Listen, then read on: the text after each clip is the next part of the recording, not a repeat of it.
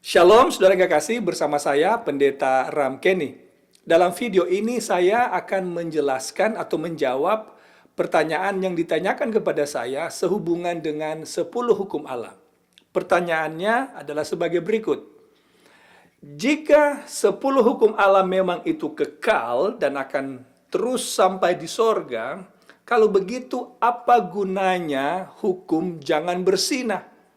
Karena menurut Lukas pasal 20 ayat 34 sampai 35, di surga tidak ada pernikahan lagi. Jadi mungkin orang yang bertanya ini mendengarkan video yang saya bahas tentang tidak ada pernikahan di sorga pada beberapa waktu yang lalu.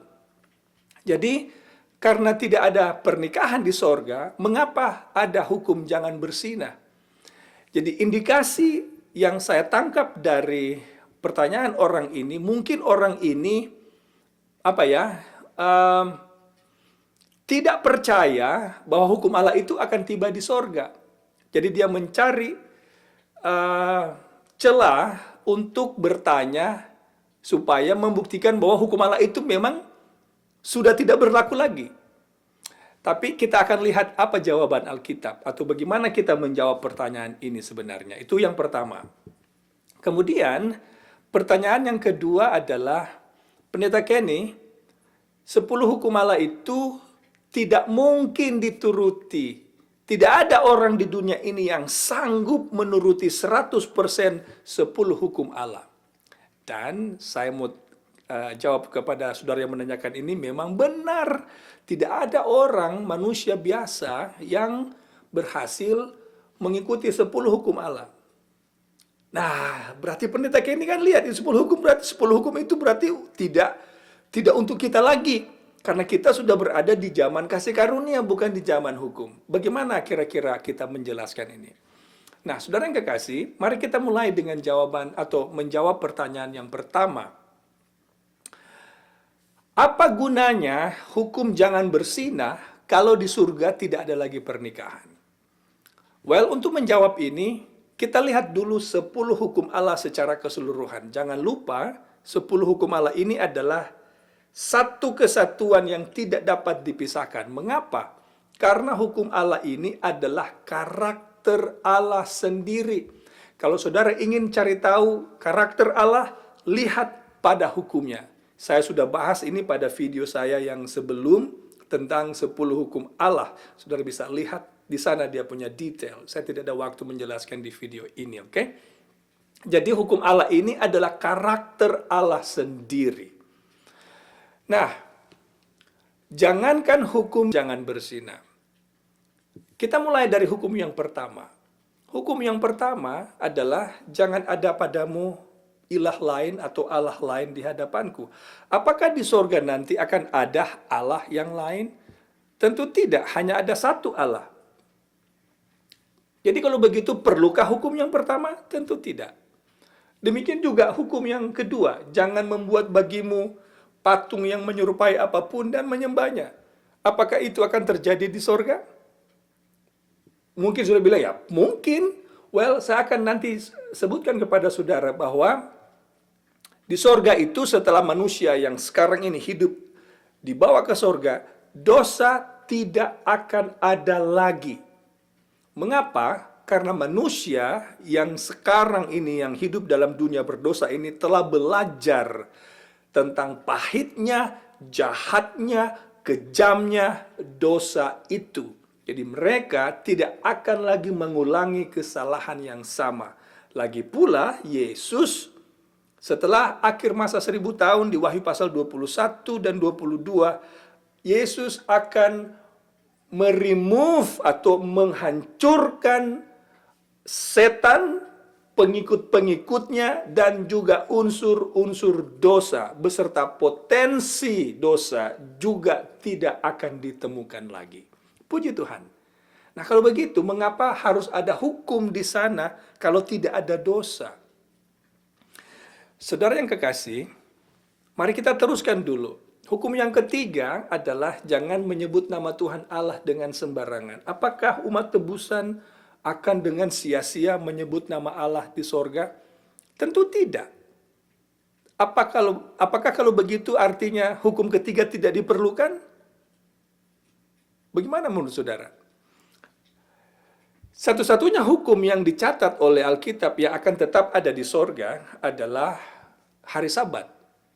Kalau begitu hari Sabat tidak problem. Oke, kita lewatkan saja hari Sabat. Karena jangan lupa saudara ya, hari Sabat adalah hari yang akan tetap kita pelihara di sorga. Yesaya 66 ayat 22 dan 23. Lalu hukum yang kelima, hormat orang tua. Ini sama dengan hukum yang keenam. Karena di sorga tidak ada pernikahan, maka tidak ada orang tua, tidak ada istri, tidak ada anak, tidak ada suami lagi.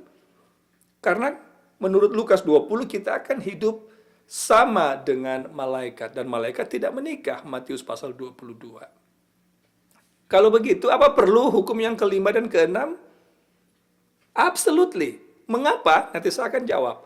Kemudian, saudara sebutkan seterusnya, hukum jangan membunuh, jangan berzina, jangan mencuri, jangan bersaksi dusta, jangan mengingini. Semua ini tidak akan ada di sorga. Bayangkan kalau pencuri masuk sorga, saudara.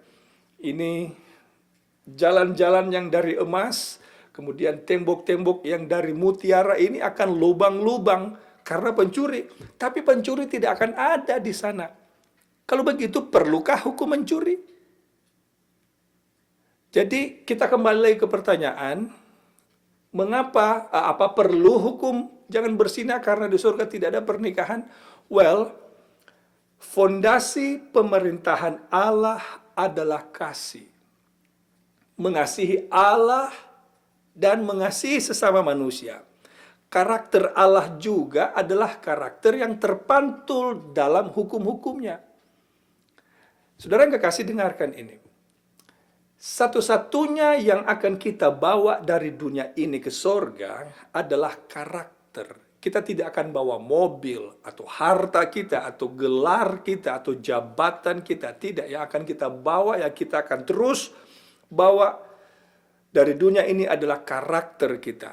Nah, apa ini karakter ini? Karakter yang kita dapatkan sebagai pantulan cahaya yang kita terima dari Allah. Bagi mereka yang menurut firman Allah, yang menurut hukum-hukum Allah, karakter Allah akan terpantul dalam hidup mereka. Maka ini akan terus berlanjut sampai di dunia baru. Karena di dunia baru, karakter Allah ini akan tetap terpelihara sampai selama-lamanya. Semoga saudara bisa mengikuti sampai di sana. Nah, sekarang saya ingin menjawab, pendeta, 10 hukum Allah itu tidak ada orang yang bisa turuti. Well, ini mungkin pertanyaan yang boleh saya tanyakan balik kepada orang yang bertanya ini. Menurut saudara, mungkin saudara juga bisa menulis di kolom komentar bagaimana tanggapan saudara, oke? Bagaimana menurut saudara, apakah setan memiliki kuasa menggoda manusia untuk berdosa? Mungkin saudara akan jawab, yes, absolutely. Sudah pasti, pendeta. Pasti setan memiliki kuasa untuk menggoda kita jatuh dalam dosa. Kalau begitu, pertanyaan yang lain adalah, apakah Allah sanggup menjaga kita untuk tidak berdosa? Ya, sanggup. Kalau begitu, kuasa siapa yang lebih hebat? Terkesan atau terlihat bila mana saudara katakan tidak ada orang yang sanggup menuruti hukum Allah, maka yang saudara sebut, yang saudara atau pekabaran yang saudara sampaikan, yang saudara kirimkan kepada orang yang lain adalah setan itu lebih berkuasa dari Allah. Saya ingin tanya kepada saudara, apakah Abraham, tokoh bapak segala orang percaya, pernah buat dosa? Oh yes, dia berdusta. Kemudian Yakub, pernahkah Yakub buat dosa? Yes. Musa yang sekarang ada di sorga, pernahkah Musa berdosa? Yes. Dia memukul batu, gantinya berfirman, tapi karena kemarahannya, gantinya dia hanya berfirman, tapi dia memukul batu. Itulah sebabnya Tuhan tidak izinkan Musa masuk tanah Kanaan. Jadi saudara yang kekasih, kalau begitu apakah mereka ini disebutkan tidak bisa berada di sorga karena tidak sanggup menurut firman Allah? Absolutely not. Jadi, Allah itu sanggup memberikan kita kuasa untuk menuruti firman-Nya. Memang penurutan kita karena kita secara manusia ini kita selalu jatuh dalam dosa. Nah, itulah sebabnya Yesus datang untuk memenuhi semua tuntutan dosa dan memberikan kita kasih karunia supaya siapapun yang jatuh dalam dosa tidak akan mati karena kematian itu sudah dibayar oleh Yesus Kristus. Itulah maksudnya aku datang untuk menggenapi. Apa yang digenapi? Tuntutan hukum yang digenapi oleh Yesus. Hukum menuntut orang berdosa harus dihukum, tapi kasih menuntut orang yang berdosa harus dilepaskan.